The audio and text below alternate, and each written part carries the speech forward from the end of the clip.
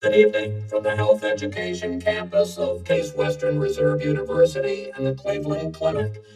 I'm Chris Wallace of Fox News, and I welcome you to the first of the 2020 presidential debates between President Donald J. Trump and former Vice President Joe Biden.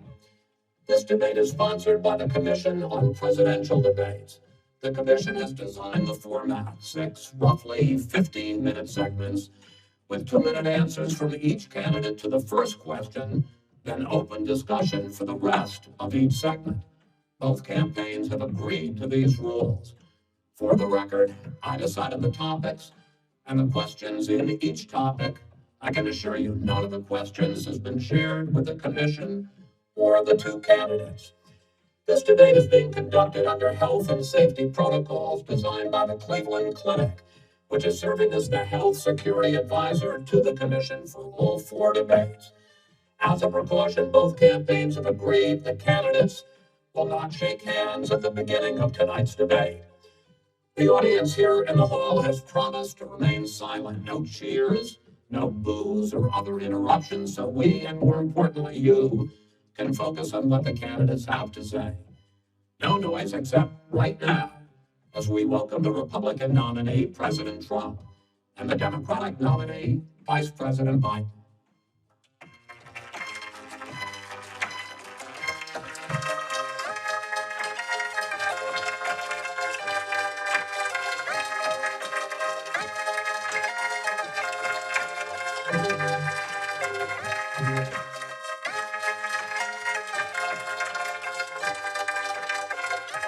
Gentlemen, a lot of people have been waiting for this night, so let's get going. Our first subject is the Supreme Court.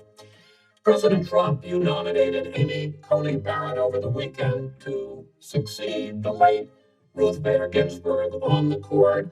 You say the Constitution is clear about your obligation and the Senate's to consider a nominee to the court.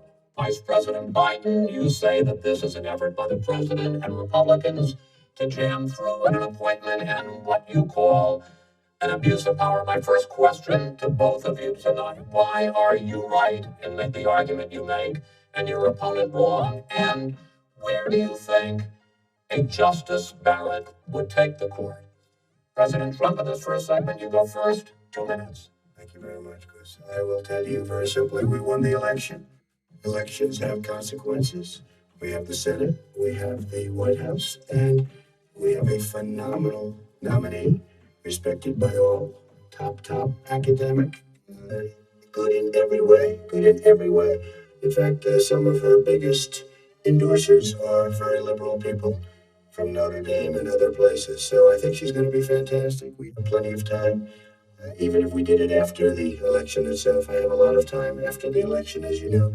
So I think that she will be outstanding. She's going to be as good as anybody that has served on that court. We really feel that we have a professor at Notre Dame, highly respected by all, said she's the single greatest student he's ever had. He's been a professor for a long time at a great school. And we won the election, and therefore we have the right to choose her. And very few people knowingly would say otherwise. And by the way, the Democrats, they wouldn't even think about not doing it. If they had the only difference is they try and do it faster. There's no way they would give it up. They had Merrick Garland, but the problem is they didn't have the election, so they were stopped. And probably that would happen in reverse also, definitely would happen in reverse. So we won the election, and we have the right to do it, Chris. President Trump, thank you. Same question to you, Vice President Biden. You have 2 minutes. Well, first of all, thank you for doing this, and looking forward to this, Mr. President. The American people have a right to have a say in who the Supreme Court nominee is, and that say occurs when they vote for a United States senators and when they vote for the President of the United States. They're not going to get that chance now because we're in the middle of an election already. The election has already started. Tens of thousands of people have already voted. And so the thing that should happen is we should wait. We should wait and see what the outcome of this election is, because that's the only way the American people get to express their view, is by who they elect as president and who they elect as vice president. Now, what's at stake here is the president's made it clear he wants to get rid of the Affordable Care Act. He's been running on that. He ran on that, and he has been governing on that. He's in the Supreme Court right now trying to get rid of the Affordable Care Act, which will strip 20 million people from having insurance, health insurance now, if it goes into court, and the justice, and I have nothing, I'm not opposed to the justice, she seems like a very fine person, but she's written before she went on the bench, which is her right, that she thinks that the Affordable Care Act is not constitutional. The other thing is on the court, and if it's struck down, what happens? Women's rights are fundamentally changed. Once again, a woman could be held pay more money because she has a pre-existing condition of pregnancy. They're able to charge a woman more for the same exact procedure a man did. And that ended when we, in fact, passed the Affordable Care Act.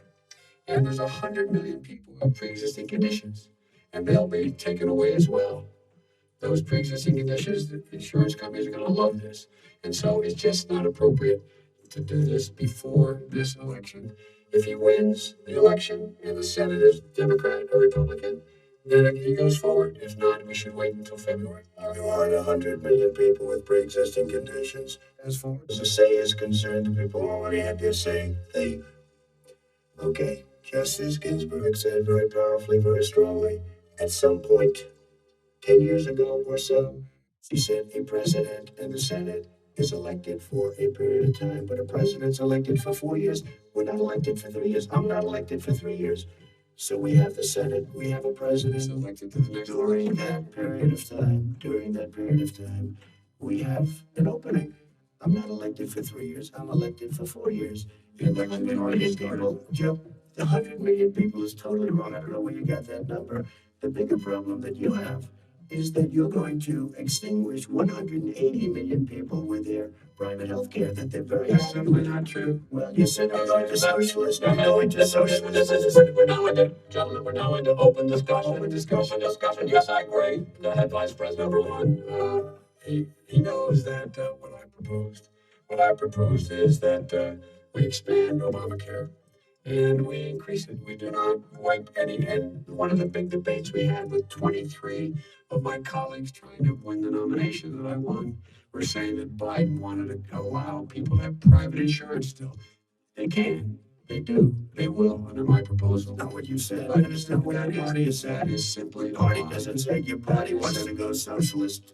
My party is and made socialist right health now. I am and they're going to dominate you, Joe. You know that. I am the Democratic Party right now.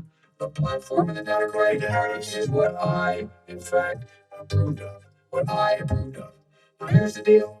The deal is that it's going to wipe out pre-existing conditions. And by the way, the 200,000 people that have died on his watch, how many of those have survived? Well, there's 7 million people that contracted COVID. What does it mean for them going forward if you strike down the Affordable Care Act? Joe, you had 308,000 military people dying because you couldn't provide them proper health care in the military. So don't tell me I'm about happy this. to talk about If this. you were here, it would be 200. It would be 2 million people because you were very late on the draw. You didn't want me to ban China, which was heavily infected. You didn't want me to ban All right, wait, gentlemen, which was heavily infected. You would have been much later, Joe. Mr. Much President, later. Mr. We're President, talking about 2 million people. Mr. President, as a moderator, we are going to talk about COVID in the next segment, but go ahead. Let me finish. The point is that the president also is opposed to Roe v. Wade. That's on the ballot as well in the court. And so that's also at stake right now. And so the election is all You don't know it's on the ballot. Why is it on the ballot? Because Why is it on the ballot? It's not on the ballot. it's on the ballot in the I court. don't think so. In the court. Well, there's nothing happening there. Donald, what And did you don't know her view on Roe v. Wade. I don't know. her view. all right, let's talk about it. We got a lot to unpack here, gentlemen. We got a lot of time. On healthcare, and then we'll come back to Roe v. Wade. All right, Mr. President, the Supreme Court will hear a case a week after the election in which the Trump administration, along with 18 state attorneys general, are seeking to overturn That's right. Obamacare, to end Obamacare. You have spent the last Because they want to give good health if care. I may ask that question, sir. Good health care. Over the last 4 years, you have promised to repeal and replace Obamacare, but you have never in these 4 years come up with a plan, a comprehensive plan to replace Obamacare. Of course I have. Well, I got rid of the individual mandate. I got rid of the individual mandate, which was a big joke. That is absolutely a big thing. That was the worst part of Obamacare. Chris, that was the worst part of Obamacare. Well, I'll ask Joe. The individual mandate was the most unpopular aspect of Obamacare. I got rid of it. And we will protect people. I'm the moderator of this debate, and I would like you to let me ask my question, and then you can answer. Go ahead. You, in the course of these 4 years, have never come up with a comprehensive plan to replace Obamacare. And just this last Thursday, you signed a largely symbolic executive order to protect people with pre-existing conditions 5 days before this debate. So my question, sir, is what is the Trump healthcare plan? Well, first of all, I guess I'm debating you, not him, but that's okay. I'm not surprised. Let me just tell you something. There's nothing symbolic. I'm cutting drug prices. I'm going with favored nations, which no president has the courage to do because you're going against Big Pharma. Drug prices will be coming down 80 or 90%. You could have done it during your 47-year period in government, but you didn't do it. Nobody's done it. So we're cutting healthcare. All of the things that we've done is insulin. And I give an example. Insulin. It was destroying families, destroying people because I'm getting it for so cheap. It's like water. You want to know the truth? So cheap. Take a look at all of the drugs that what we're doing, prescription drug prices. We're going to allow our governors now to go to other countries to buy drugs because they pay just a tiny fraction. This is open discussion. This is big stuff. Sir, you'll be happy. I'm about to pick up on one of your points to ask the vice president, which is he points out that you would like to add a public option to Obamacare, and the argument that he makes and other Republicans make is that that is going to end private insurance. And well, if I can ask you the question, it will end private insurance and create a government takeover of healthcare. It does not. It's only for those people who are so poor they qualify for Medicaid. They can get that free in most states, except governors who want to deny people who are poor Medicaid. Anyone who qualifies for Medicaid would automatically be enrolled in the public option. The vast majority of the American people would still not be in that option. Number one. So you agree with Bernie Sanders? He's far left on the manifesto. You live manifest. You socialize medicine. Look, Are you saying it in English? the fact of the matter is, I beat Bernie Sanders. Not by much. I beat him a whole hell of a lot. I'm here standing facing you. Pocahontas would have left 2 days early. You would have lost every prize. All he knows how to do is Super hurt. Tuesday. You got Look, very here's the lucky. deal. I got very lucky. I'm going to get very lucky tonight as well. And tonight I'm going to make sure, because here's the deal. The fact is that everything he's saying so far is simply a lie. I'm not here to call out his lies. Everybody knows he's a liar. But you I just want to make sure. I want to make sure. You were last thing at last night first. I want to make Mr. sure. President, can you let him finish, sir? He don't know how to do that. He has, You'd be surprised. You'd be surprised. the wrong guy, the wrong night, at the wrong time. Listen, you agreed with Bernie Sanders in the manifesto. There is no manifesto. Please let him speak, Mr. Number two. You just lost the left. Number two. You just lost the left. You agreed with Bernie Sanders on a plan. That's absolutely Do you have an idea what it is socialized. They call it socialized medicine. Mr. President, I tell you what, he is not for any help for people needing health care because he in fact already has cost 10 million people their health care that they had from their employers because of his recession. Number one. Number two, there are 20 million people getting health care through Obamacare now that he wants to take it away. He won't ever look you in the eye and say that's what he wants to do. Take it away. I want to give them better health care at a much lower price because He doesn't know how. He doesn't know how to do that. Fixed it. He has never already Fixed it to an extent. He has never done a as you single might thing. know, but probably done.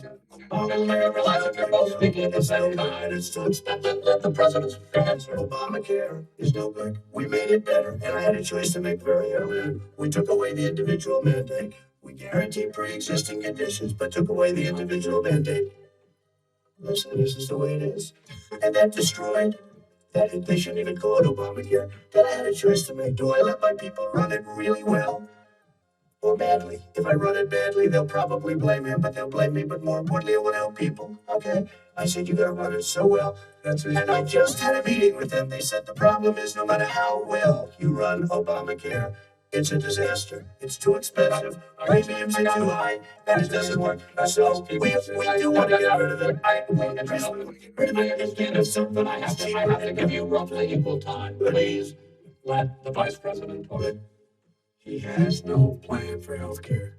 He sends out wishful thinking. He has executive orders that have no power. He hasn't lowered drug costs for anybody. He's been promising a health care plan since he got elected. He has none, like almost everything else he talks about. He does not have a plan. He doesn't have a plan. And the fact is, this man doesn't know what he's talking about. All right, I have one final question for you, Sure. Vice President. If Senate Republicans, we were talking originally about the Supreme Court here, if Senate Republicans go ahead and confirm Justice Barrett, there has been talk about ending the filibuster or even packing the court, adding to the 9 justices there. You call this a distraction by the president, but in fact, it wasn't brought up by the president. It was brought up by some of your Democratic colleagues in the Congress. So my question to you is, you have refused in the past to talk about it. Are you willing to tell the American people tonight whether or not you will support either ending the filibuster or packing the court? Whatever position I take on that'll become the issue. The issue is the American people should speak. You should go out and vote. You're in voting now. Vote and let your senators know how you feel, how you feel. Vote now. In fact, make sure you, in fact, let people know you're a senator. I'm not going to answer the question. Why would you answer that? Because the question is, the radical left, when you shut up, listen, who is on your list, Joe? This is on your list. Gentlemen, I think This is so unprecedented. we have ended this segment. We're going to move on to the second segment. That was really a productive segment, wasn't it? Keep yapping, man. The people understand you. For 47 years, you've done nothing. They understand. All right. The second subject is COVID-19, which is an awfully serious subject, so let's try to be serious about it. We have had more than 7 million cases of coronavirus in the United States, and more than 200,000 people have died. Even after we produce a vaccine, experts say that it could be months or even years before we come back to anything approaching normal. My question for both of you is, based on what you have said and done so far, and what you have said you would do starting in 2021, why should the American people trust you more than your opponent to deal with this public health crisis going forward? In this case, the question goes to you first, sir. 2 minutes uninterrupted. Good luck. 200,000 dead. As you said, over 7 million infected in the United States. We, in fact, have 5% or 4% of the world's population, 20% of the deaths. 40,000 people a day are contracting COVID. In addition to that, about between 750 and 1,000 people a day are dying. When he was presented with that number, he said, it is what it is. What is what it is because you are who you are. That's why it is. The president has no plan.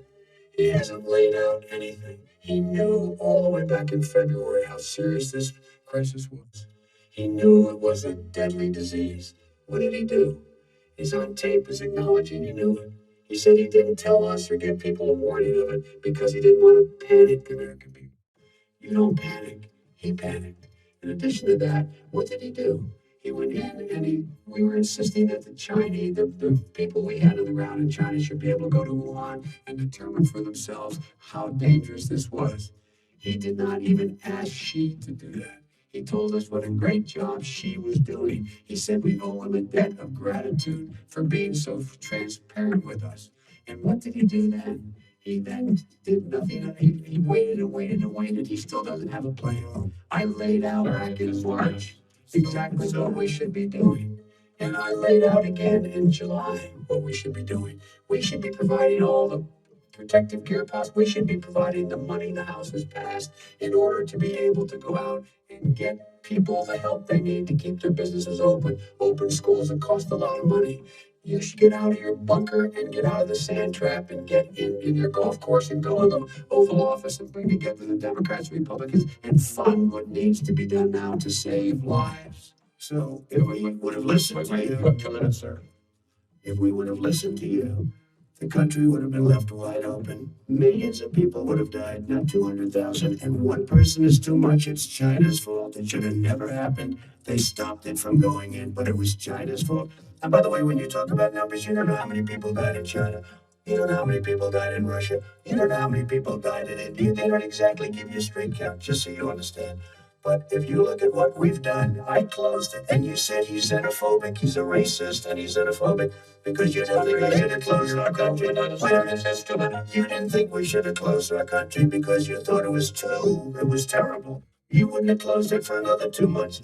By my doing it early, in fact, Dr. Fauci said, President Trump saved thousands of lives. Many of your Democrat governors said, President Trump did a phenomenal job. We worked with the governor. Oh, really? Go take a look. The governor said I did a phenomenal job. Most of them said that. In fact, people that would not be necessarily on my side said that President Trump did a phenomenal job. We did. We got the gowns. We got the masks. We made the ventilators. You wouldn't have made ventilators. And now we're weeks away from a vaccine. We're doing therapeutics already. Fewer people are dying when they get sick. Far fewer people are dying. We've done a great job. The only thing I haven't done a good job, and that's because of the fake news. No matter what you say to them, they give you bad press on it. It's just fake news. They give you good press. They give me bad press because that's the way it is, unfortunately. But let me just tell you something. I don't care. I've gotten used to it. But I'll tell you, Joe, you could never have done the job that we did. You don't have it in your blood. You could have never done that job. I know how to do the job. I know how to get the job. Well, you didn't do very well in swine flu. H1N1, you were a disaster. You wrote cheats saying you were a disaster. 14,000 people died, not 200,000. There was A no million other diseases. sir. You made a There point. was no real disease. You made a point on an answer, and there was no one. We didn't shut down the economy. This is his economy. He shut down. The reason it's shut down is because, look, you folks at home, how many of you got up this morning and had an empty chair at the kitchen table because someone died of COVID? How many of you were in a situation where you lost your mom or dad and you couldn't even speak to them? You had a nurse holding a phone up so you could, in fact, say goodbye. It was far more people. And you would have been, by the way, your own CDC director says we could lose as many as another 200,000 people between now and the end of the year. And he ultimately said, if we just wear a mask, we can save half those numbers. Just a mask. And by the way, in terms of the whole notion of a vaccine, we're for a vaccine, but I don't trust him at all, nor do you. I know you don't. What we trust is a scientist. You don't trust Johnson, Pfizer. We may have, by the way, and let me move on to questions about the future, because you both have touched on two of the questions I'm going to ask. Focusing on the future, first, President Trump, you have repeatedly either contradicted or been at odds with some of your government's own top scientists. The week before last, the head of the Centers for Disease Control, Dr. Redfield, said it would be summer before the vaccine would become generally available to the public. You said that he was confused and mistaken. Those were your 2 words. But Dr. Slawi, the head of your Operation Warp Speed, has said exactly the same thing. Are they both wrong? Well, I've spoken to the companies and we can have it a lot sooner. It's a very political thing because people like this would rather make it political than save lives. It is a very political thing. I've spoken to Pfizer, spoken to all of the people that you have to speak to. We have great Moderna, Johnson & Johnson, and others. They can go faster than that by a lot. Become very political because the left, or I don't know if it's your left, the head of your Operation Warp Speed, Dr. I disagree with him. Yeah, no, I disagree with both of them. And he didn't say that. He said it could be there, but it could also be much sooner. I had him in my office 2 days ago. He talked about the summer, sir, before it's generally available. He said it's a possibility that we'll have the answer before November 1st. It could also be after that. Generally available now. Well, we're going to deliver it right away. We have the military all set up logistically. They're all set up. We have our military that delivers soldiers, and they can do 200,000 a day. they're going to be This is the same man. It's all set up. By Easter, this would be gone away. By the warm weather, it'd be gone. Miraculous, like a miracle. And by the way, maybe you could inject some bleach in your arm and that would take care of it. This is the same man. Sarcastic. I was said sarcastic. So here's the deal. This man is talking about a vaccine. Every serious company is talking about maybe having a vaccine done by the end of the year, but the distribution of that vaccine will not occur until sometime beginning or the middle of next year to get it out if we get the vaccine. And pray God we will. Pray God we will. As President, I want to pick up on this question though. You say the public can trust the scientists, but they can't trust President Trump. In fact, you said that again tonight. Your running mate, Senator Harris, goes further, saying that public health experts, quote, will be muzzled, will be suppressed, given the fact that polls already show that people are concerned about the vaccine and are reluctant to take it. Are you and your running mate, Senator Harris, contributing to that fear? No more than the question you just asked him. You pointed out. He puts pressure and disagrees with his own scientists. But you're saying Senator Harris is saying you can't trust the scientists. Well, no, you can't trust the scientists. She didn't say that. You can't trust. She said the public health experts, quote, will be muzzled, will be suppressed. Well, that's what he's going to try to do, but there's millions of scientists, there's thousands of scientists out there, like here at this great hospital, that don't work for him. Their job doesn't depend on him. They're the people. And by the way, to the scientists that are in charge, by the way, they will have the vaccine very soon. But you believe for a moment what he's telling you in light of all the lies he's told you about the whole issue relating to COVID. He still hasn't even acknowledged that he knew this was happening, knew how dangerous it was going to be back in February, and he didn't even tell you. He's on record as saying it. He panicked or he just looked at the stock market, one of the two, because guess what? A lot of people died. A lot more are going to die unless he gets a lot smarter, a lot sooner. Mr. President. Did you use the word smart? So you said you went to Delaware State, but you forgot the name of your college.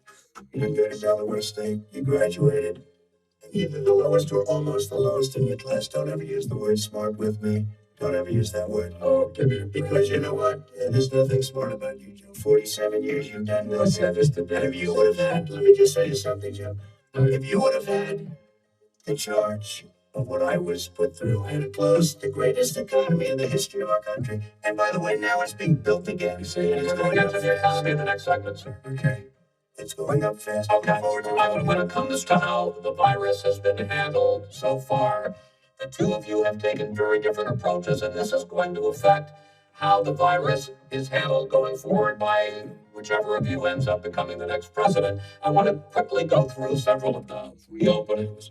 Vice President Biden, you have been much more reluctant than President Trump about reopening the economy and schools. Why, sir? Because he doesn't have a plan. If I were running, I know what the plan is. You've got to provide these businesses the ability to have the money to be able to reopen with the PPE as well as with the sanitation they need. You have to provide them. Nancy Pelosi. Will you just shush for a minute? Tell it to Nancy Pelosi. And Schumer, by the way, Nancy Pelosi and Schumer, they have a plan. He won't even meet with them. The Republicans won't meet with the Senate. And he sits in his golf course. And I mean, literally, think about it. You probably are playing with behind you, Jim. What about this question of reopenings and the fact he wants to shut down this country. And I want to keep it open. And we didn't make it. Wait a minute, Joe. Let me shut you down for a second, Joe, just for 1 second. He wants to shut down the country. We just went through it. We had to because we didn't know anything about the disease. Now we found that elderly people with heart problems and diabetes and different problems are very, very vulnerable. We learned a lot. Young children aren't. Even younger people aren't. We've learned a lot. But he wants to shut it down. More people will be hurt by continuing. If you look at Pennsylvania, if you look at certain states that have been shut down, they have Democrat governors all. One of the reasons they shut down is because they want to keep it shut down until after the election. Because it's a political but those states are not doing well that are shut down. You have begun to increasingly question the effectiveness of masks as a disease preventer. And in fact, recently you have cited the issue of waiters touching their masks and touching plates.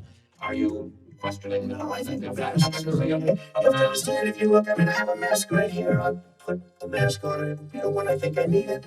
Tonight, as an example, everybody's had a test, and you've had social distancing and all of the things that you have to, but I wear masks when needed. When needed, I wear masks. Okay, let me ask. I don't wear masks like him. Every time you see him, he's got a mask. He could be speaking 200 feet away from me. He shows up with the biggest mask I've ever seen. I will say, Vice President Biden, go ahead, sir. Look, the way to open businesses is give them the wherewithal to be able to open.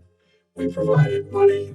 I was asking you, sir, about masks. Oh, masks make a big difference. His own head of the CDC said if we just wore masks between now, if everybody wore masks and social distance between now and January, we'd probably save up to 100,000 lives.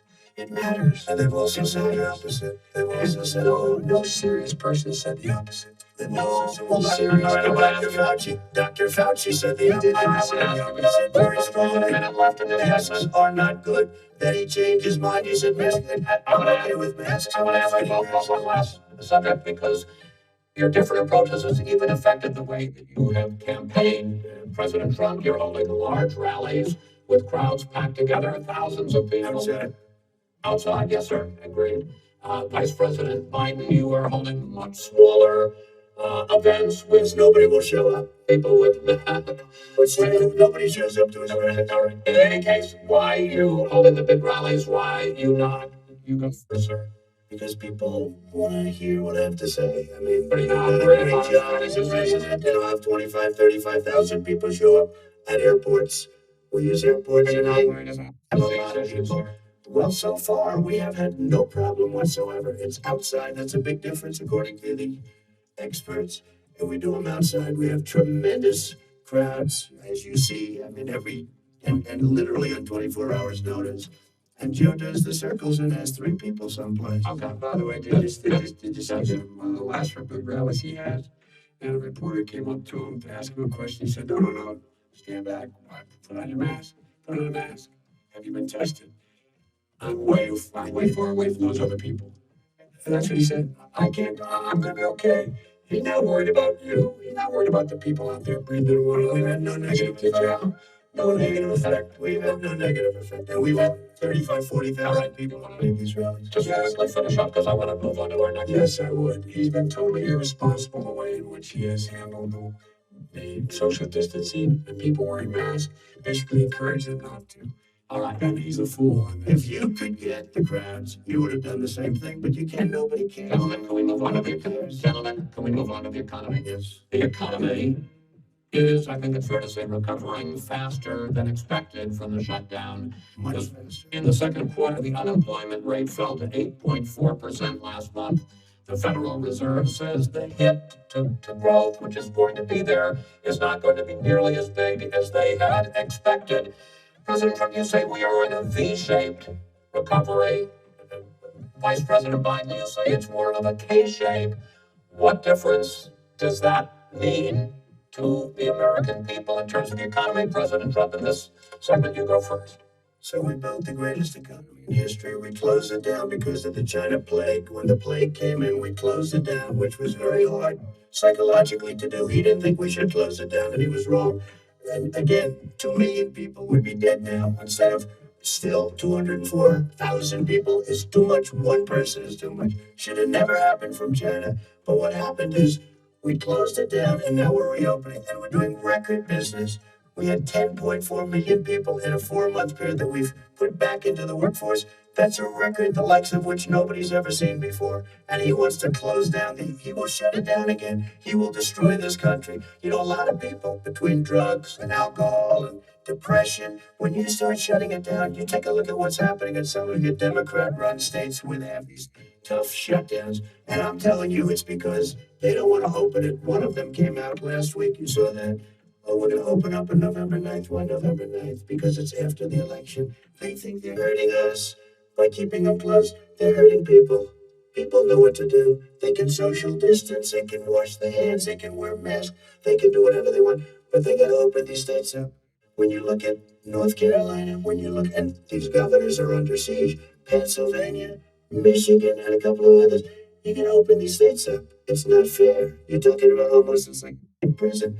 And you look at what's going on with divorce, look at what's going on with alcoholism and drugs. It's a very, very sad thing. And he'll close down the whole country. This guy will close down the whole country and destroy our country. Our country is coming back incredibly well, setting records as it does it. We don't need somebody to come in and say, let's shut it down. All right, your 2 minutes, sir. We're now moved to you.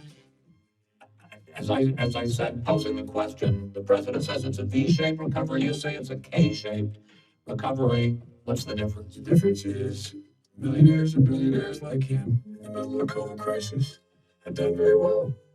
Another billionaires have made another $300 billion because of his profligate tax proposal, and he only focused on the market.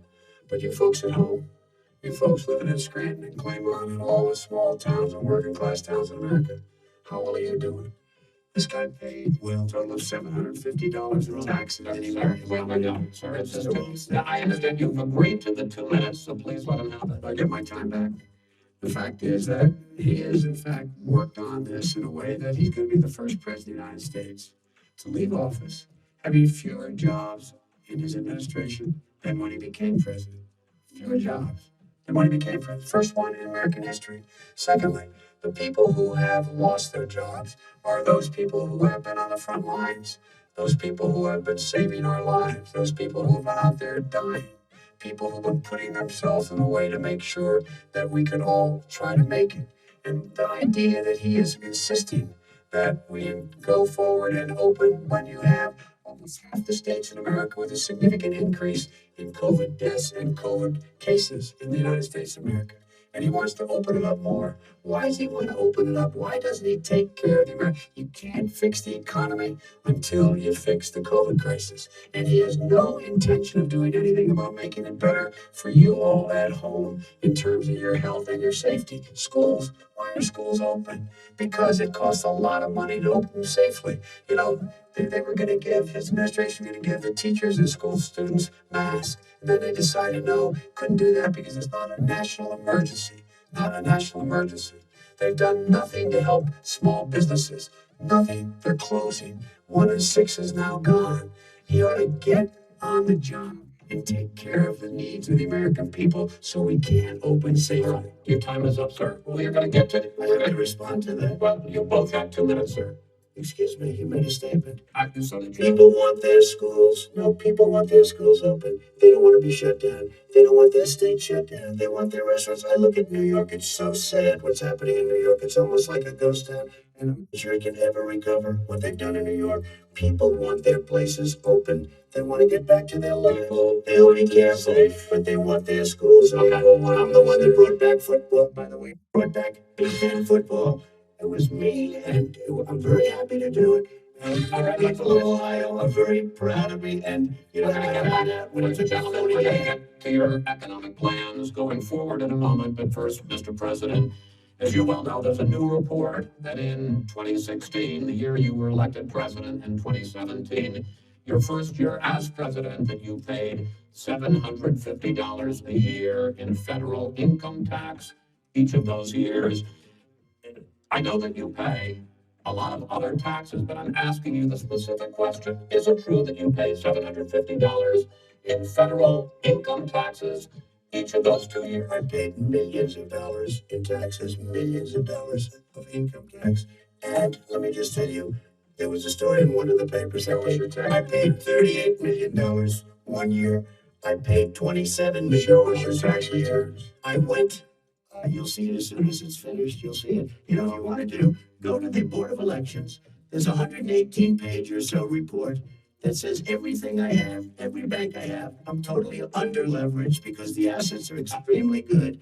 And we have I built I'm asking you a specific question, which is, let me tell you. I understand all of that. I understand all of that. No, Mr. President, I'm asking you a question. Will you tell us how much you paid in federal income taxes in 2016 and 2017? Millions of dollars. You paid millions of dollars? Millions of dollars. So not $750. Millions of dollars, and you'll get to see it. And you'll get to see it. But let me just tell you, Chris, let me just say something. That it was the tax laws. I don't want to pay tax before I came here. I was a private developer. I was a private business people. Like every other private person, unless they're stupid, they go through the laws, and that's what it is. He passed a tax bill that gave us all these privileges for depreciation and for tax credits. We built a building and we get tax credits like the hotel on Pennsylvania Avenue. You get a massive, which, by the way, was given to me by the Obama administration, if you can believe that. Now, the man got fired right after that happened. But Vice President Biden, you want to respond? Yeah, I do want to respond. Look, the tax code that made him, that put him in a position that he pays less tax than a school teacher makes, and the money a school teacher makes, is because of him. He says he's smart because he can take advantage of the tax code. And he does take advantage of the tax code. That's why I'm going to eliminate the Trump tax cuts. And I'm going to eliminate those tax cuts and make sure that we invest in the people who, in fact, need help. People out there need help. Why didn't you do it over the last 25 years? Because you were president. Because you were president screwing things up. You were a senator and the worst president America's ever had. Hey, John, let me just say it, Joe. I've done more in 47 months. I've done more than you've done in 47 years, Joe. We've done things that you never even thought of, including fixing the broken military that you gave me, including taking care of your pets. Mr. President, we're talking about the economy. I'd like to ask you about your plans going forward, because, Mr. Vice President, your economic plan, if you were to be elected president, focuses a lot on big government, big taxes, big spending. I want to focus first on the taxes. You propose more than $4 trillion over a decade in new taxes on individuals making more than $400,000 a year and on corporations. President Trump says that kind of an increase in taxes is going to hurt the economy as it's just coming out of a recession. Well, just take a look at what the analysis put on by Wall Street firms points out that my economic plan would create 7 million more jobs than his in 4 years, number one. And number two, it would create an additional $1 trillion in economic growth, because it would be about buying American. That we're going to make this federal government spend $600 billion a year on everything from ships to steel to buildings and the like. And under my proposal, we're going to make sure that every penny of that has to be made by a company. Respectfully, sir, I'm talking about taxes, not spending. Well, by the way, I'm going to eliminate significant numbers of tax. I'm going to make the corporate tax 28%. It shouldn't be 21%. You have 91 companies, and the Fortune 500 who don't pay a single penny in tax, making billions of dollars. And you do it billions of dollars, because Obama, because you in fact passed that. That was your tax proposal. I got it done, and you know what happened? You got it done. Our economy booming like it's never boomed. Mr. President, let me pick up on that. You would continue your free market approach, lower taxes, more deregulation, correct? Lower taxes, American people. But in Obama's, you talk about the economy booming. It turns out that in Obama's final 3 years as president, more jobs were created, 1.5 million more jobs than in the first 3 years of your presidency. We had the slowest recovery economic recovery since 1929. It was the slowest recovery. Also, they took over something that was down here. All you had to do is turn on the lights so you pick up a lot. But they had the slowest economic recovery since 1929. Let me tell you about the stock market. When the stock market goes up, that means jobs. It also means 401ks. If you ever became president with your ideas, you want to terminate my taxes, I'll tell you what, you'll lose half of the companies that have poured in here will leave, and plenty of companies that are already here, they'll leave from other places. They will leave, and you will have a depression, the likes of which you've never seen. Look, we had the worst recession, short of a depression, in American history. I was asked to bring it back. We were able to have an economic recovery that created the jobs you're talking about. We handed him a booming economy. He blew it. It wasn't he blew it. It wasn't booming. It was the weakest recovery. Is it fair to say he blew it when there was record low unemployment before COVID? Yeah, but because what he did, even before COVID, manufacturing went in the hole. Manufacturing went in a hole. Excuse Number me, one. Chris, wait. Number two. Chris, Number three. They said it would take. No, you're number two. No. Chris, they said it would take a miracle to bring back manufacturing. I brought back 700,000 jobs. They brought back nothing. They gave up on manufacturing. Why not stand it fair? I'm the guy He totally gave up on manufacturing. We brought back, I was asked to bring back Chrysler and General Motors. We brought them back right here in the state of Ohio and Michigan. He blew it. They're gone. He blew it. And in fact, they're gone. Ohio had the best year it's ever had last year. Michigan had the best year they've ever had. It's not Many true. car companies came in from Germany, from China, went to Michigan, went to Ohio, They're not. and they didn't come in right. Mr. Vice President. And so you take a look at what he's actually done. He's done very little. His trade deals are the same way. He talks about these great trade deals. You know, he talks about the art of the deal. China's perfected the art of the steal. We have a higher deficit with China now than we did before. We have the highest trade deficit. China with ate Mexico. your lunch, 35% in China ate your lunch, Joe. And no wonder your son goes in and he takes out billions of dollars. Takes out billions of dollars to manage. He makes millions of dollars.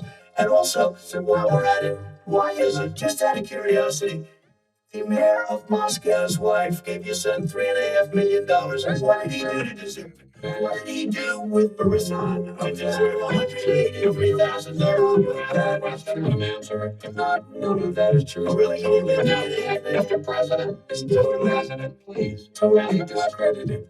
Totally discredited. And by the way, Wait, he didn't get $3.5 million, Joe. Mr. Vice He got $3.5 million. That is not true. Really? Mr. President, it's an open discussion, please. It's a fact. Well, there's raised an issue. Let the Vice President answer. Discredited. Burisma paid $183,000 a month with no experience in energy. Mr. President, my son did nothing wrong. I think he did. Mr. President, let him answer.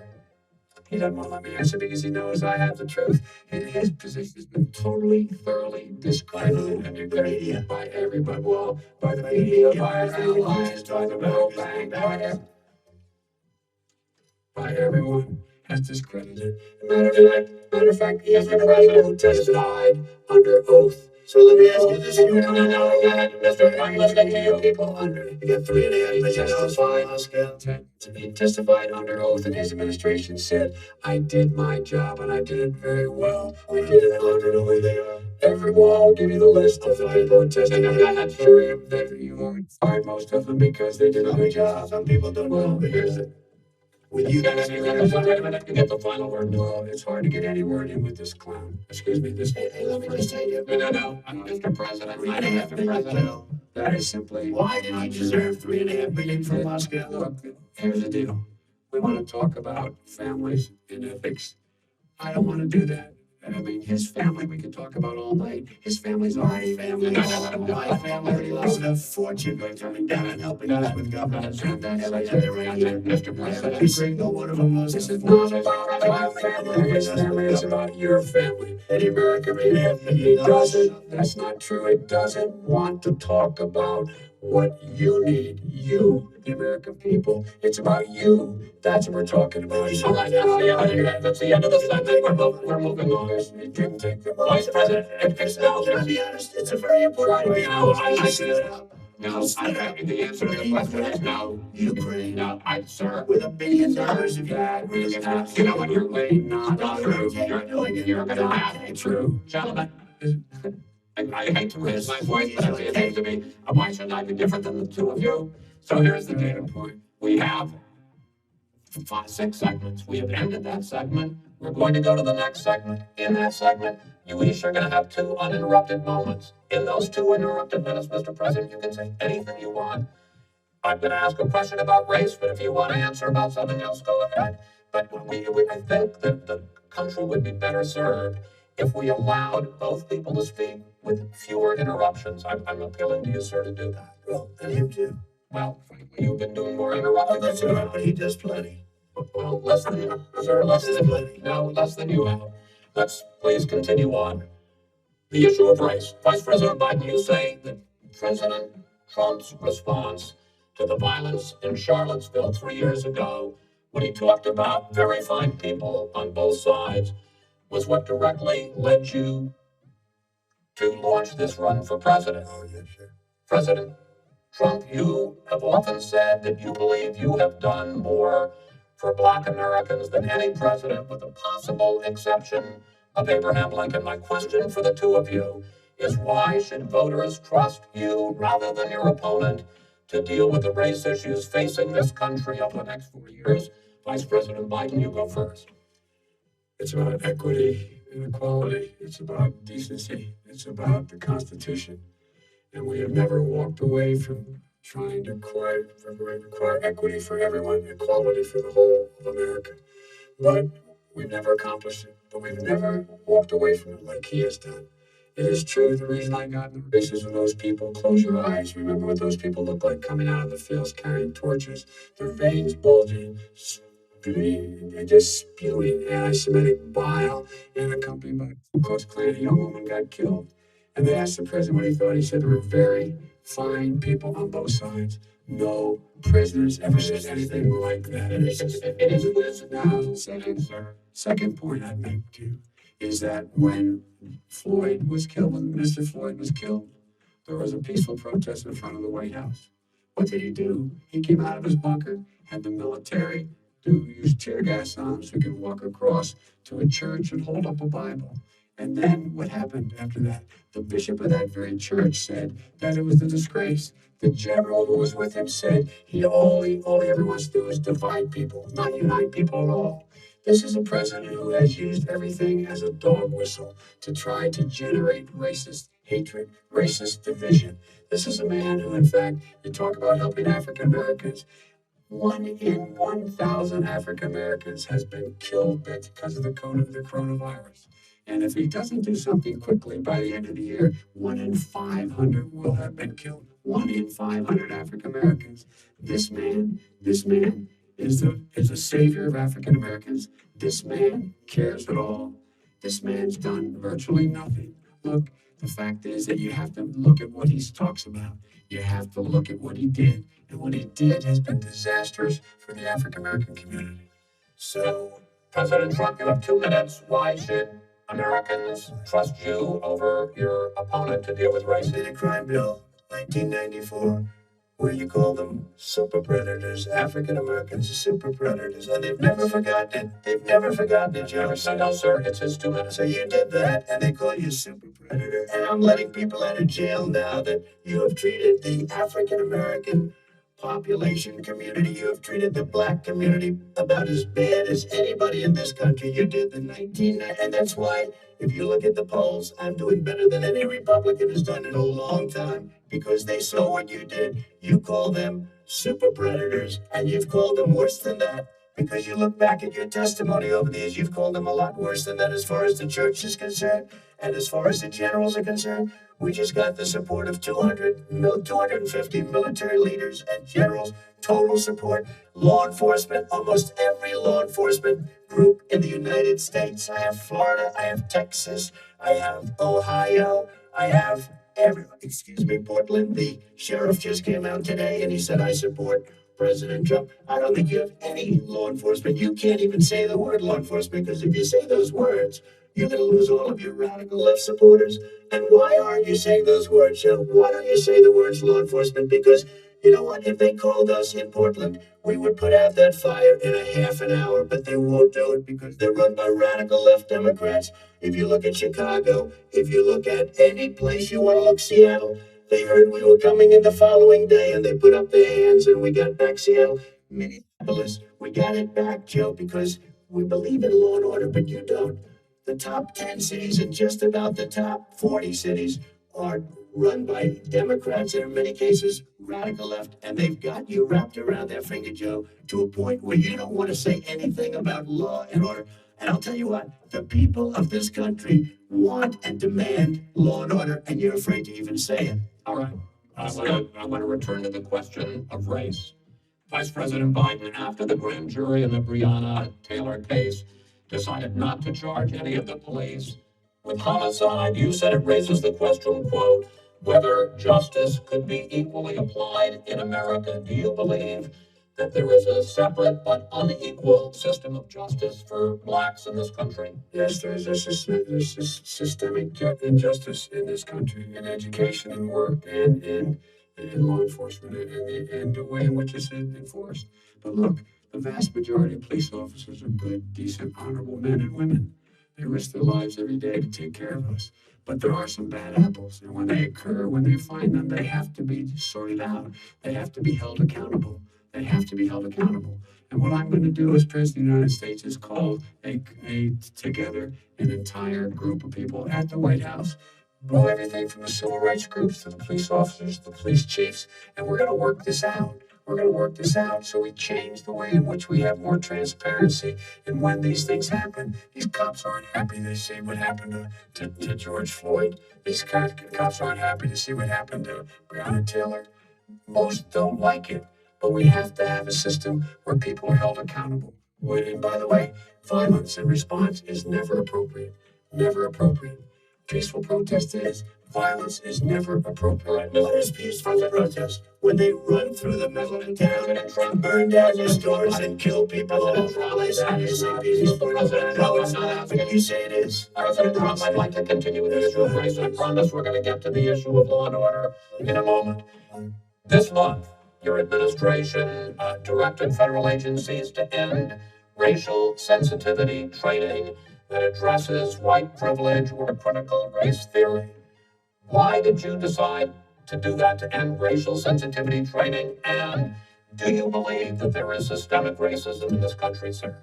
I ended it because it's racist. I ended it because a lot of people were complaining that they were asked to do things that were absolutely insane, that it was a radical revolution that was taking place in our military, in our schools, all over the place, and you know it, and so does everybody else. And you would know what is radical about racial sensitivity training? If you were a certain person, you had no status in life. It was sort of a reversal. And if you look at the people, we would pay people hundreds of thousands of dollars to teach very bad ideas and frankly very sick ideas.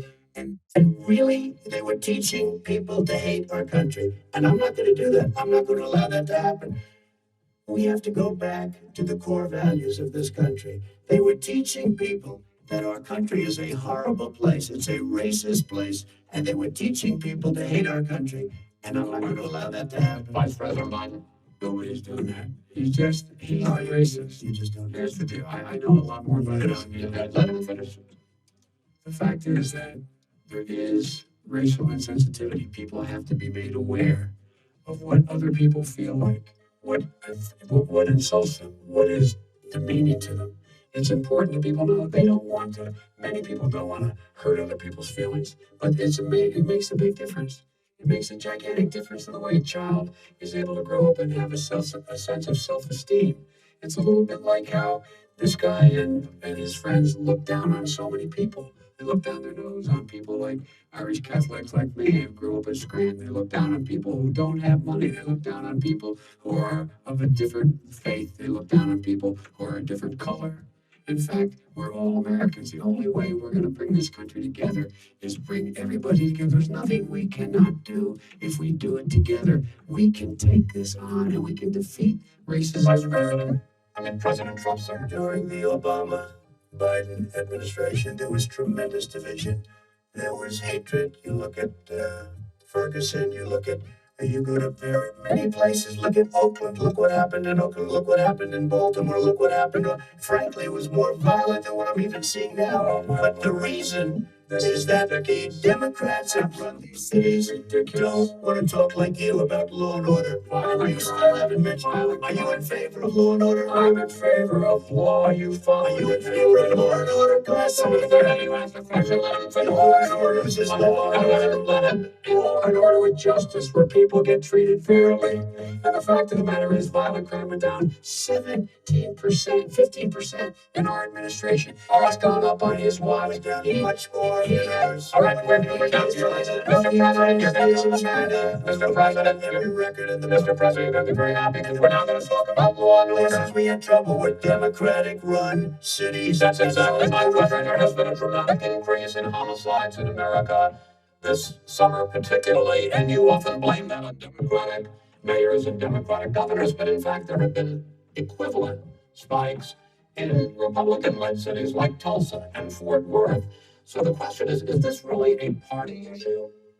I think it's a party issue. You can bring in a couple of examples, but if you look at Chicago, what's going on in Chicago, where 53 people were shot and 8 died shot.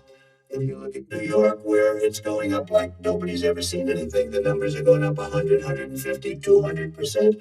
Crime. It is crazy what's going on. And he doesn't want to say law and order because he can't, because he'll lose his radical left supporters. And once he does that, it's over with. But if he ever got to run this country and they ran it the way he would want to run it, our suburbs would be gone. By the way, our suburbs would be gone.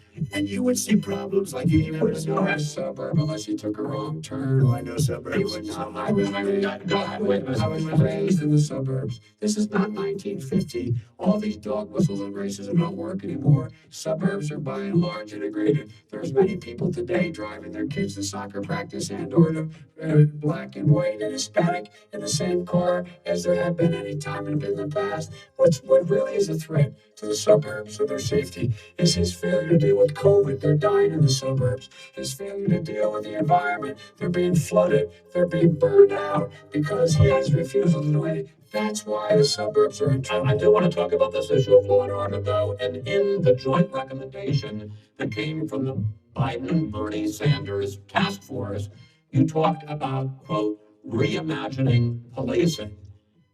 First of all, what does reimagining policing mean, and do you support? Let me, if I might finish the question. What does reimagining policing mean, and do you support the Black Lives Matter call for community control of policing? Look, what I support is the police having the opportunity to deal with the problems they face. And I'm totally opposed to defunding the police officers. As a matter of fact, police and local police, the only one defunding it, his budget calls for a $400 million cut in local law enforcement assistance. They need more assistance. They need, when they show up for a 9/11 call, to have someone with them as a psychologist or psychiatrist to keep them from having to use force and be able to talk people down. We have to have community policing like we had before, where the officers get to know the people in the communities. That's when crime went down. It didn't go up, it went down. And so we have to be engaged. That's not what they're talking about. That's not what he's talking about, defunding the police. That is not true. He doesn't have any law or support. He has no law enforcement support. Almost nothing. All right, who do you have? Name one group that supports you. Name one group that came out and supported you. Go ahead.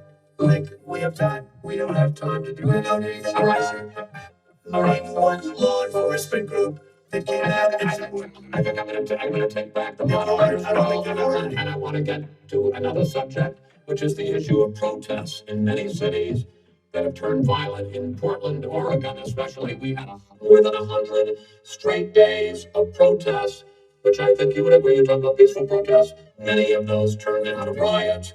Mr. Vice President, you say that people who commit crimes should be held accountable. The question I have, though, is, as the Democratic nominee, and earlier tonight you said that you are the Democratic Party right now, have you ever called the Democratic mayor of Portland or the Democratic governor of Oregon and said, hey, you got to stop this, bring in the National Guard, do whatever it takes, but you stop the days and months of violence in Portland?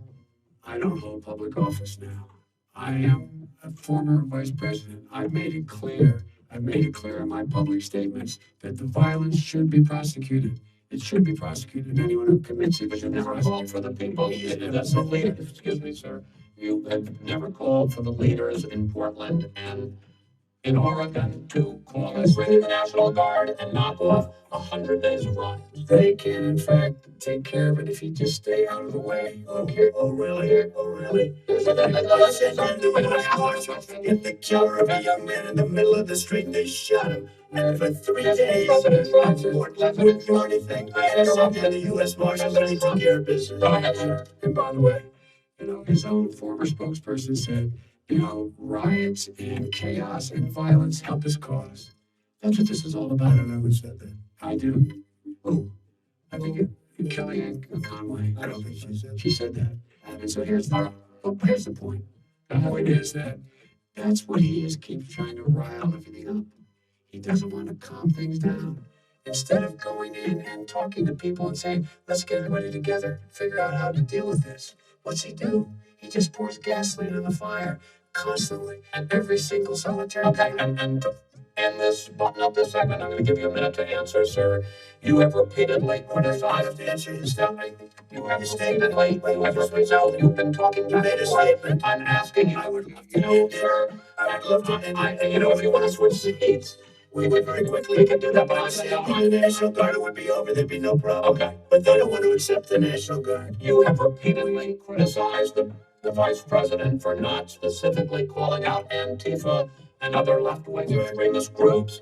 But are you willing tonight to condemn white supremacists and militia groups and to say that they need to stand down and not add to the violence in a number of these cities, as we saw in Kenosha and as we've seen in Portland? Sure, Are you prepared to specifically do it? I would say almost everything I see is from the left wing, not from the right So wing. what do you say? I'm willing to do anything. I want to see Well, peace. then do it, sir. Do it. Say it. You want to call him? What do you want to call him? Give me a name. Give me a White name. supremacists and white supremacists and white supremacists. Stand back and stand by. But I'll tell you what. Somebody's got to do something about Antifa and the left, because this is not a right-wing problem. This is a left-wing problem. This is a left-wing problem. White supremacists. Antifa's an idea, not an organization. You got it, not you militia. That's what it is to the FBI. His FBI directly said, Well, then you know what? no, we're done, sir. Moving on to the next one. It's your administration, an idea. Everybody in their administration tells you the truth is a bad idea. I tell you what, I have no idea, sir. Antifa is a dangerous All right, radical. gentlemen, we're now moving on to the Trump and Biden records. He'll overthrow you. When a president, I'm going to ask a question. When the president seeks a second term, it is generally a referendum on his record. But Vice President Biden, you like to quote one of your dad's sayings, which is, don't compare me to the almighty, compare me to the alternative. And in this case, sir, you are the alternative. Looking at both of your records, I'm going to ask each of you, why should voters elect you president over your opponent in this segment? President Trump, you go first, 2 minutes. Because there has never been an administration or president who has done more than I've done in a period of 3.5 years. And that's despite the impeachment hoax. And you saw what happened today with Hillary Clinton, where it was a whole big con job. But despite going through all of these things, we had to fight both flanks and behind me and above. There has never been an administration that's done what I've done. The greatest before COVID came in, the greatest economy in history, lowest unemployment numbers. Everything was good. Everything was going. And by the way, there was unity going to happen. People were calling me for the first time in years. They were calling and they were saying, it's time maybe. And then what happened? We got hit, but now we're building it back up again. A rebuilding of the military, including Space Force and all of the other things. A fixing of the VA, which was a mess under him. 308,000 people died because they didn't have proper health care. He was a mess. And we now got a 91% approval rating at the VA. Our vets, we take care of our vets. But we've rebuilt our military. The job that we've done, and I'll tell you something, some people say maybe the most important.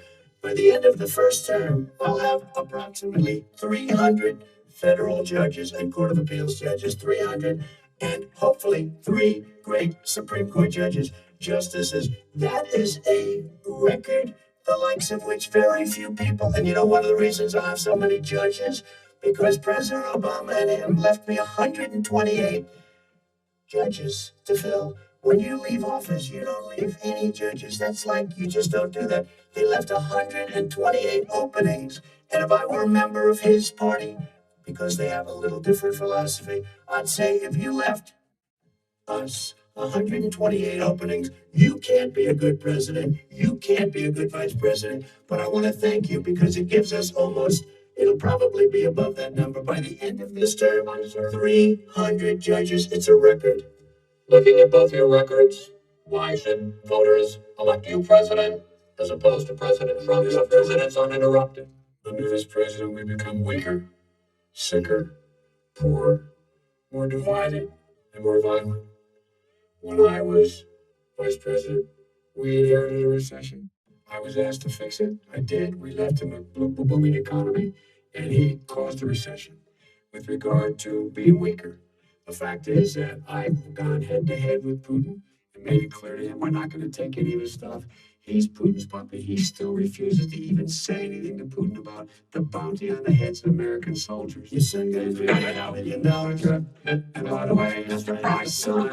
Mr. President, your campaign agreed that both sides would get 2-minute answers uninterrupted. Well, your side agreed to it, and why don't you observe what your campaign agreed to as a ground rule, okay, sir? He never keeps his word. No, I'm not asking. That was a rhetorical question. Can you add 30 seconds? Yeah, yes, you may have. So, thirdly, we're poor. The billionaires have gotten much more wealthy by a tune of over $300 to $400 billion more just since COVID. You in the home, you got less. You're in more trouble than you were before. In terms of being more violent, when we were in office, there were 15% less violence in America than there is today. He's president of the United States. It's on his watch. And with regard to more divided, the nation, it can't stay divided. We can't be this way. And speaking of my son, the way you talk about the military, the way you talk about them being losers and being and just being suckers. My son was in Iraq. He spent a year there. He got the Bronze Star. He got the Conspicuous Service Medal. He was not a loser.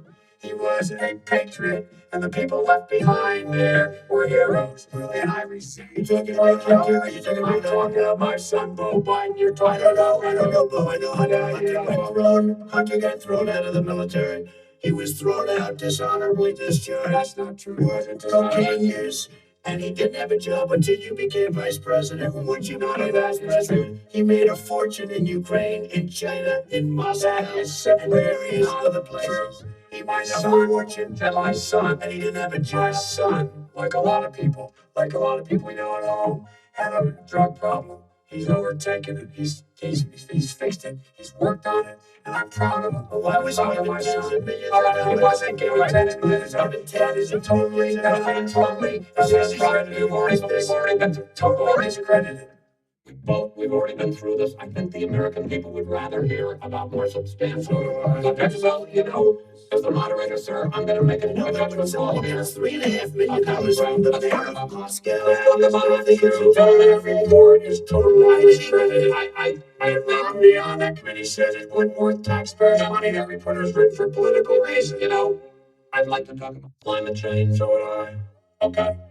The forest fires in the West are raging now. They have burned millions of acres. They have displaced hundreds of thousands of people. When state officials there blame the fires on climate change, Mr. President, you said, I don't think the science knows. Over your 4 years, you have pulled the U.S. out of the Paris Climate Accord. You have rolled back a number of Obama environmental records. What do you believe about the science of climate change? And what will you do in the next 4 years to confront it? I want crystal clean water and air. I want beautiful clean air. We have now the lowest carbon. If you look at our numbers right now, we are doing phenomenally. But I haven't destroyed our businesses. Our businesses aren't put out of commission. If you look at the Paris Accord, it was a disaster from our standpoint. And people are actually very happy about what's going on because our businesses are doing well as far as the fires are concerned. You need forest management. In addition to everything else, the forest floors are loaded up with trees, dead trees that are years old, and they're like tinder, and leaves and everything else. You drop a cigarette and then the whole forest burns down. You've got to have forest management. What do you believe about the science of climate change, sir? I believe that we have to do everything we can to have immaculate air, immaculate water, and do whatever else we can that's good. We're planting 1 billion trees, the Billion Tree Project, and it's very exciting. Do you believe that human pollution, greenhouse gas emissions contributes to the global warming of the I think planet? a lot of things do, but I think to an extent, yes. But I also think we have to do better management of our forests every year. I get the call. California's burning. If that was cleaned, if that were If you had forest management, you wouldn't be getting those calls. You know, in Europe, they have forest cities. They're called forest cities. They maintain their forest. They manage their forest. I was with the head of a major country. It's a forest city. He said, sir, we have trees that are far more, they ignite much easier than California.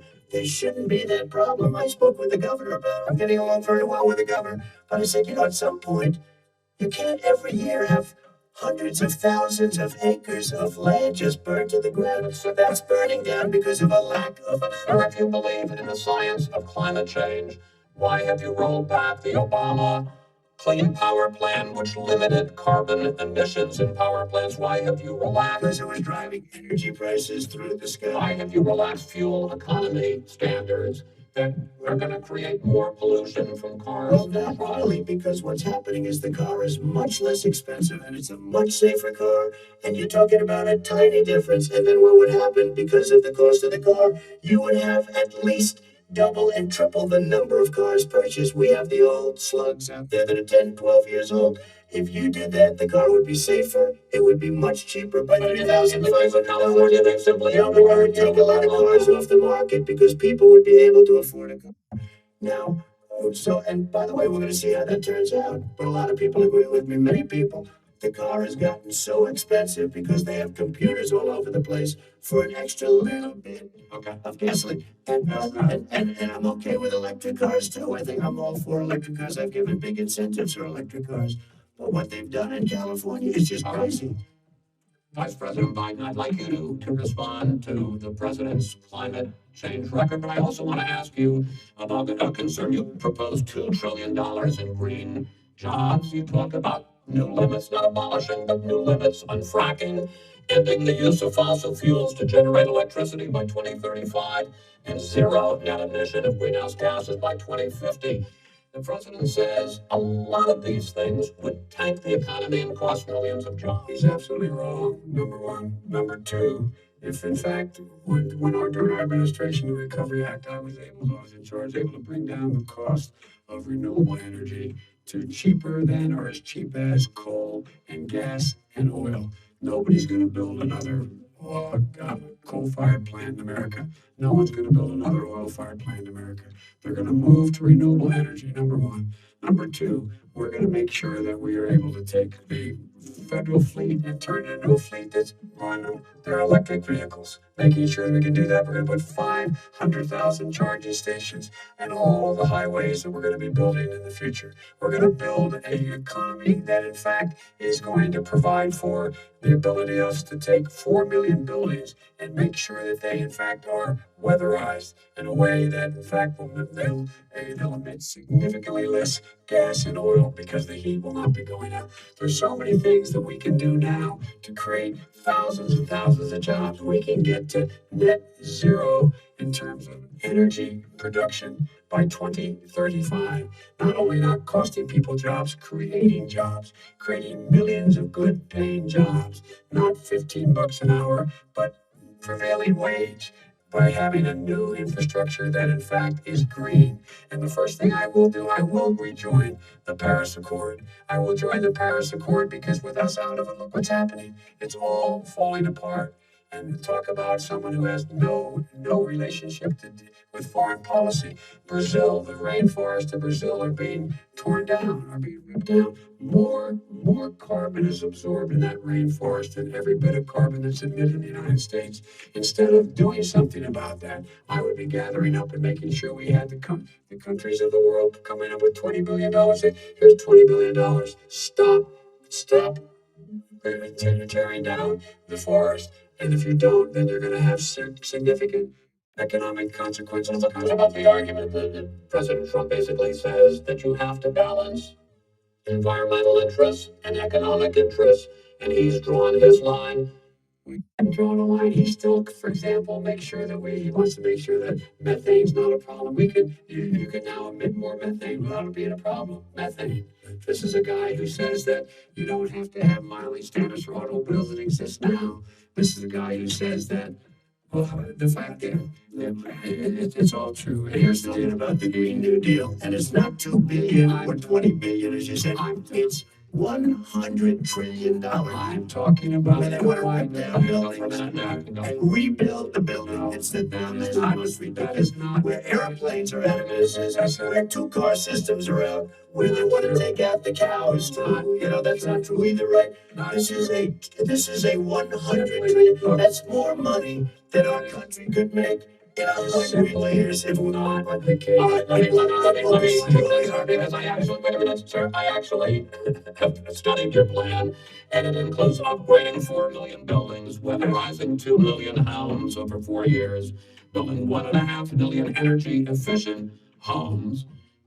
So the question becomes, the president is saying, I think some people who support the president would say that sounds like it's going to cost a lot of money and hurt the economy. What it's going to do is going to create thousands and millions of jobs, good paying jobs. Let him finish, sir. Yeah, how to do that? $1 billion. The fact is, it's going to create millions of good paying jobs. And these tax incentives for people to weatherize, which he wants to get rid of, is going to make the economy much safer. Look how much we're paying now to deal with the hurricanes. By the way, he has an answer for hurricanes. He said maybe we should drop a nuclear weapon on them. I never said that. That's what he did. He made it up. And here's the deal: You make up a we're going to be in a position where we can create hard, good jobs by making sure the environment is clean and we all are in better shape. We spend billions of dollars on floods, hurricanes, rising seas. We're in real trouble. Look what's happening just in the Midwest with these storms that come through and wipe out entire sections and counties in Iowa. That didn't happen before. They're because of global warming. We make up 15% of the world's problem. But the rest of the world, we've got to get them to come along. That's why we have to get back into the Paris Accord. All right, gentlemen, Wait a minute, Chris, so why didn't he do it for 47 years? You were vice president. Why didn't you get the world? China sends up real dirt into the air. Russia does. India does. They all do. We're supposed to be good. And by the way, he made a couple of statements. The Green New Deal is $100 trillion. That's not even plan. That's $3. We want to rebuild every building. We want to rebuild if we do anything about it. If you know that he made a statement about the military, he said something about the military. He and his friends made it up, and then they went with it. I never said it. Okay. What he'll do is he said he called the military stupid bastards. He said stupid bastards. He said I would never say that. Play it. Go ahead. Mr. Vice President answered his final question. The final question is, I can't remember which of all was raised. I'm in a little trouble myself. But, and about the economy and about this question of what it's going to cost. The economy. I mean, the Green New Deal and the idea of what your environmental change will do. The Green New Deal will pay for itself as we move forward. We're not going to build plants that, in fact, are great polluting plants. Do you support the Green New Deal? Pardon me? You support? No, I don't support the Green New Deal. Oh, well, that's a big statement. I support You just asked the radical left. I support the Biden plan that I put forward. Okay. The Biden plan, which is different than what he calls the radical Green New Deal. All right, gentlemen, final segment. Election integrity as we meet tonight. Millions of Americans are receiving mail-in ballots or going to vote early. How confident should we be that this will be a fair election? And what are you prepared to do over the next 5+ weeks? Because it'll not only be to Election Day, but also counting some ballots, mail-in ballots after Election Day. What are you prepared to do to reassure the American people that the next president will be the legitimate winner of this election? In this final segment, Mr. Vice President, you go first. Prepared to let people vote. You should go to iwillvote.com. Decide how they're going to vote, when they're going to vote, and what means by which they're going to vote. His own Homeland Security Director, as well as the FBI Director, says there is no evidence at all that mail-in ballots are a source of being manipulated and cheating. They said that. The fact is that there are going to be millions of people because of COVID that are going to be voting by mail-in ballots like he does, by the way. He sits behind the Roosevelt desk and sends his ballot to Florida. Number one. Number two, We're going to make sure that those people who want to vote in person are able to vote because enough poll watchers are there to make sure they can socially distance. The polls are open on time, and the polls stay open until the votes are counted. And this is all about trying to dissuade people from voting because he's trying to scare people into thinking that it's not going to be legitimate. Show up and vote. You will determine the outcome of this election. Vote, vote, vote. If you're able to vote early in your state, vote early. If you're able to vote in person, vote in person. Vote whatever way is the best way for you, because he cannot stop you from being able to determine the outcome of this election. And in terms of whether or not when the votes are counted and they're all counted, that will be accepted. If I win, that will be accepted. If I lose, that'll be accepted. But by the way, if in fact he says he's not sure what he's going to accept, well, let me tell you something, it doesn't matter. Because if we get the votes, it's going to be all over. He's going to go. He can't stay in power. It won't happen. It won't happen. So just make sure you understand you have it in your control to determine what this country's going to look like the next 4 years. Is it going to change and get 4 more years of these lies? Mr. President, 2 minutes. So when I listened to Joe talking about a transition, there's been no transition from when I won. I won that election. And if you look at crooked Hillary Clinton, if you look at all of the different people, there was no transition because they came after me trying to do a coup. They came after me spying on my campaign. They started from the day I won, and even before I won, from the day I came down the escalator with our First Lady. They were a disaster. They were a disgrace to our country, and we've caught them. We've caught them all. We've got it all on tape. We've caught them all. And by the way, you gave the idea for the Logan Act against General Flynn. You better take a look at that because we caught you in a sense. And President Obama was sitting in the office. He knew about it too. So don't tell me about a free transition. As far as the ballots are concerned, it's a disaster. A solicited ballot. Okay, solicited is okay. You're soliciting, you're asking, they send it back, you send it back. I did that. If you have an unsolicited, they're sending millions of ballots all over the country. There's fraud. They found them in creeks. They found some with the name Trump, just happened to have the name Trump just the other day in a waste paper basket. They're being sent all over the place. They sent 2 in a Democrat area. They sent out 1,000 ballots. Everybody got 2 ballots. This is going to be a fraud like you've never seen. The other thing, it's nice on November 3rd, you're watching and you see who won the election. And I think we're going to do well because people are really happy with the job we've done. But you know what? We won't know. We might not know for months because these ballots are going to be all over. Take a look at what happened in Manhattan. Take a look at what happened in New Jersey. Take a look at what happened in Virginia and other places. They're not losing 2%, 1%, which, by the way, is too much. An election could be won or lost with that. They're losing 30 and 40%. It's a fraud, and it's a shame. And can you imagine where they say, you have to have your ballot in by November 10th. November 10th. That means that's 7 days after the election. In theory, should have been announced. Okay. We have major states with it. Sir. All run by Democrats. All run by Democrats. It's President Trump, it's a rigged election. you're going to be able to continue. You have been charging for months that mail-in balloting is going to be a disaster. You say it's rigged, and it's going to lead to fraud. But in 2018, in the last midterm election, 31 million people voted mail-in voting. That was a quarter, more than a quarter of all the voters that year cast their ballots by mail. Now that millions of mail-in ballots have gone out, what are you going to do about it? And are you counting on the Supreme Court, including a Justice Barrett, to settle any dispute? Yeah, I think we're counting on them to look at the ballots. Definitely. I hope we don't need them in terms of the election itself. But for the ballots, I think so. Because what's happening is incredible. I read today where at least 1% of the ballots for 2016 were invalidated. They take them, we don't like them, we don't like them. They throw them out. There are millions of ballots going out What right you now. do is you go and vote. You do a solicited ballot, and that's okay. No, You go and I'm vote. asking you about the fact that millions of people. You go and vote. You go and vote like they used to. Millions of people. You either do, Chris, a solicited ballot where you're sending it in, they're sending it back, and you're sending. They have mailmen with lots of it. Did you see what's going on? Take a look at West Virginia. Mailmen selling the ballots. They're being sold. They're being dumped in rivers. This is a horrible thing for our country. This is not going to end well. This is not going to end well. 5 states have had mail-in ballots for the last decade or more, 5, including 2 Republican states. And you don't have to solicit the ballot. It's sent to you. It's sent to your home. What they're saying is that it has to be a postmark by election day. If it doesn't get in till the 7th, 8th, 9th, it still should be counted. He's just afraid of counting the votes because I want to continue with you on this. Vice President Biden. He's so wrong when he makes a statement like that. Excuse me. Vice President Biden, the biggest problem, in fact, over the years with mail-in voting has not been fraud historically.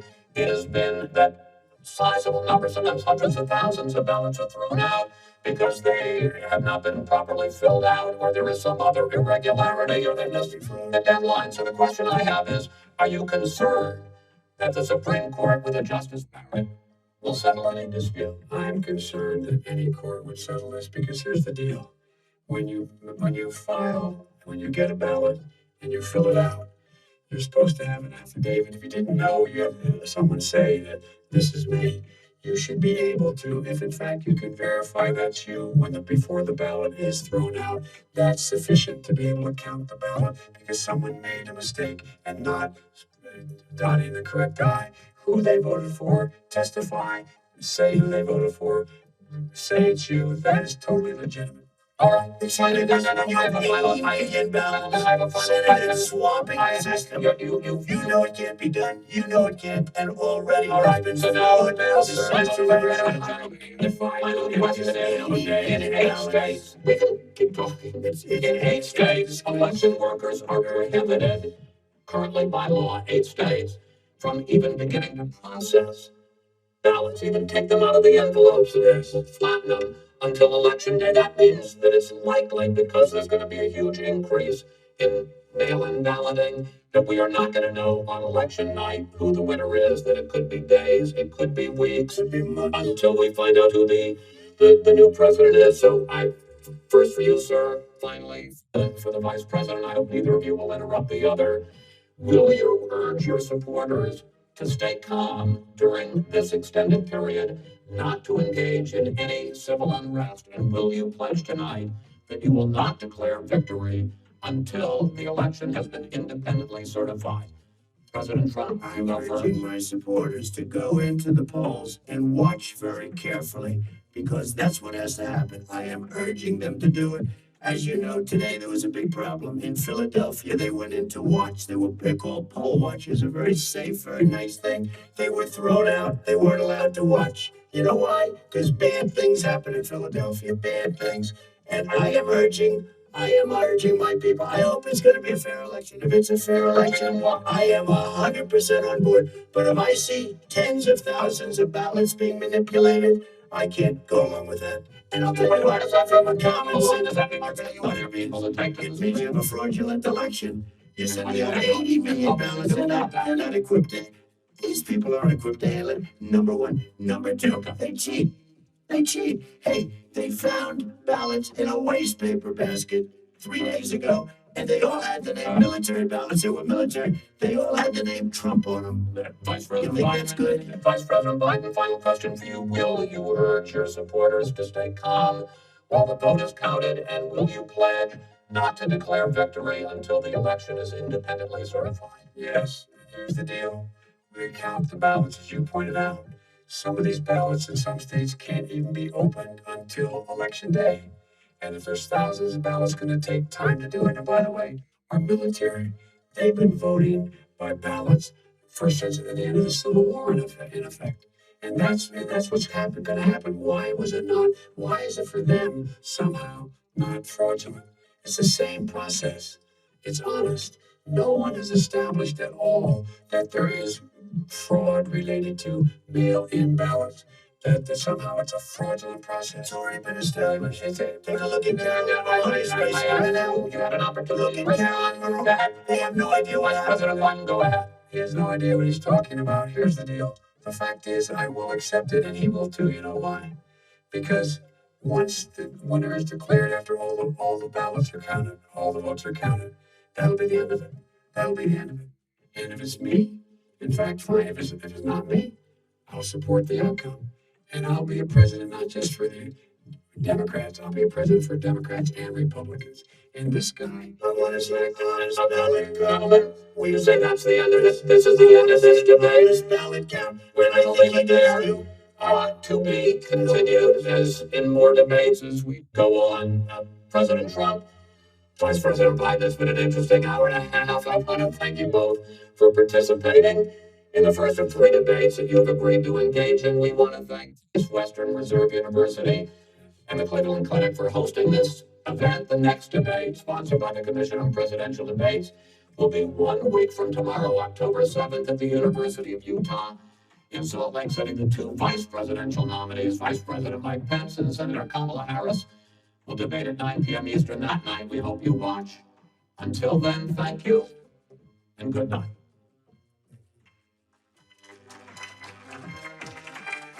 Thank you.